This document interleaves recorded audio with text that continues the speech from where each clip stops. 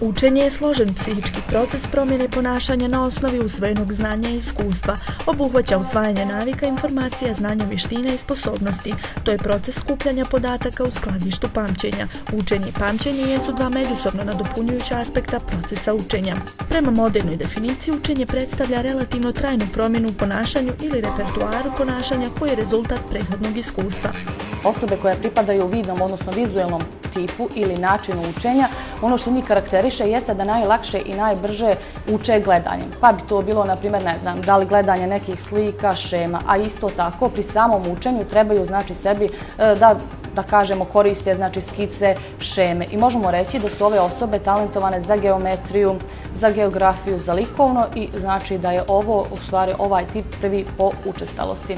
Zatim imamo auditivni, odnosno slušni tip, pa možemo reći da je za njega karakteristično da se najlakše i najbrže uči slušanjem, pamte se riječi i ove osobe su talentovane za muziku, za recitaciju i ovaj tip je drugi po učestalosti.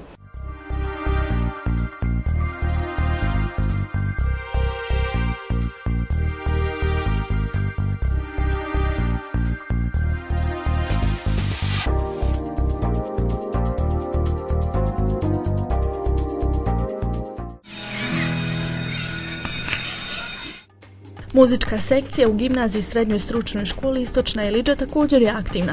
Veliki broj učenika uključen je u muzičku sekciju u okviru koje vježbaju i pripremaju različite tematske kompozicije. Članovi muzičke sekcije u gimnaziji Srednjoj stručnoj školi Istočna Iliđa u okviru ove sekcije obradom starih pjesama rade i na očuvanju tradicije i kulture.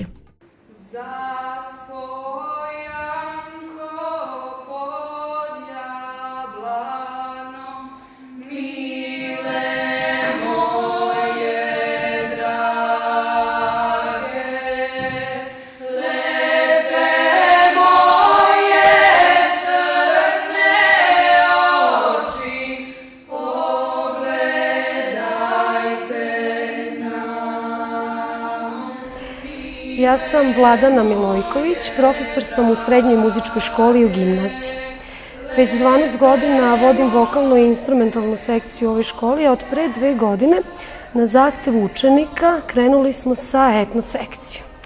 Meni je to izuzetno drago, deca su tu sebe pronašla i drago mi je da se kompletan naš folklor, znači našeg regiona, kad kažem regiona mislim na otprilike na Republike bivše Jugoslavije, neguje i dalje i da je momentalno možda i na vrhu muzičke scene.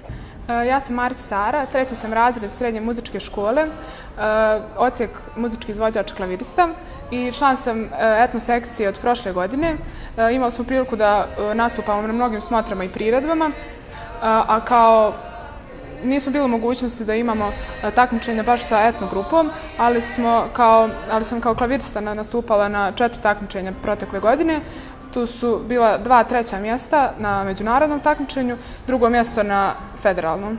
Moje ime je Maja Gluhić, idem u Srednju muzičku školu u Istočnoj Iliđi i pored toga član sam etno sekcije.